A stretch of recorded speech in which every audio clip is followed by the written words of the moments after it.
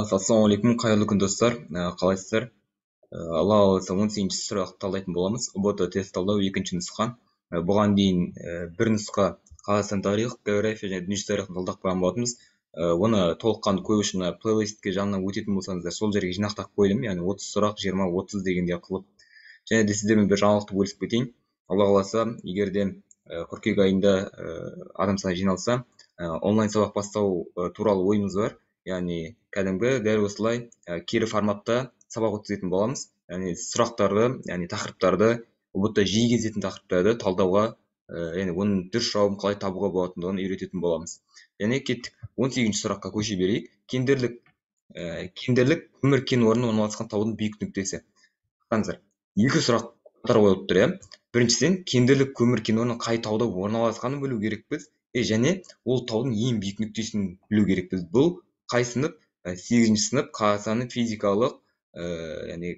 физикалық географиясынан келіп тұр. Жауаптары: Мұзтау, Бесбақан, Тастау, Талғар, Небесная. Бұлардың бәрі не?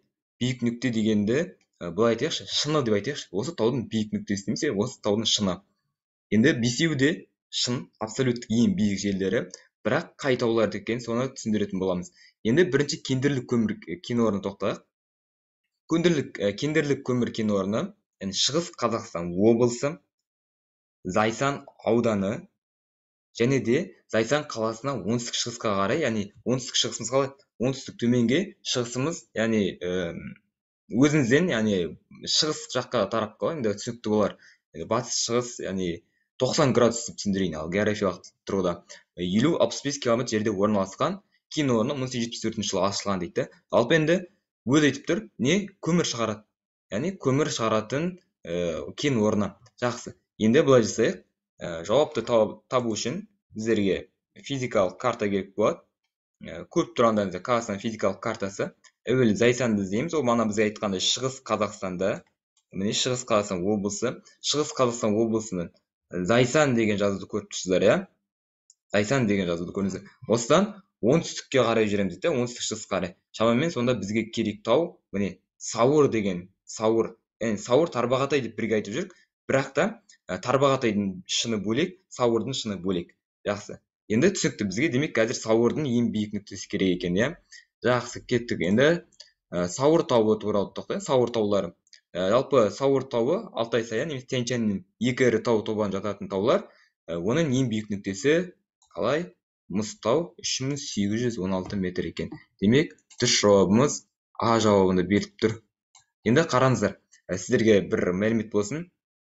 Бізде екі Мұзтау бар. Біріншісі осы Сауыр Тарбағатайдікі болса, екінші Мұзтау шыны ол Алтай тауының ең биік нүктесі. Яғни екінші атауы бар, Белуха деген атауы бар. Жалпы ол Алтай тауының ең биік нүктесі. Шатастырмаңыздар. Мынау қазір Сауырдікі, яғни екеуінікінің де шыны Мұзтау, биіктіктері өзгеше. Қараңыздар. Мынада биіктігі берілмеген. Биіктігі міне 1950 деп берілген. Мынада қанша? 3816. Демек, бізде Сауыр биігірек одан қарағанда. Кеттік. Енді мына жерде орналасқан қалған 4 шындарды тауып берейін, қандай таудың биік нүктелері екендігі.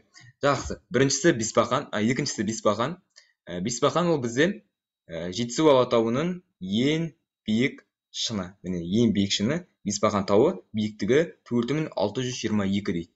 Жақсы. Одан кейін Тастау. Тастау, біз мұны айттық қой. Сауыр және Тарбағатайдың екеуінің биік нүктелері екі түрлі депті. Енді қараңыздар. Тарбағатайдың ең биік жері Тастау шыны, биіктігі 2992 метр. Демек, Тастау бізде Тарбағатайдікі. Үшіншісі Талғар шыны. Талғар шыны, мына Алматыға барып көргендеріңіз болса, немесе Алматыда тұратындарыңыз болса, осы Іле алатауының ең биік шыны бізде Талғар шыны, иә? Осы Талғар шыны абсолюттік биіктігі 5017 метр. Жалпы Алматы облысында орналасқан Іле алатауының бойында. Дұрыс қой. Демек, жауап Іле алатауы немесе Тянь-Шань деп жазып қойсаңыздар да болады. Одан кейін Небесная. Небесная шыны, міне Кетпен жотасы, ұзын қара, Тянь-Шань тау жүйесінің солтүстік доғасына кіретін жота. Демек, бұл да Тянь-Шаньның бір бөлігі. Кетпен деген жотаның ең биік жері Небесная шыңы 3652 метр. Демек, 18-ші сұрақтың кендерлік көмір кен орны орналасқан таудың биік нүктесі.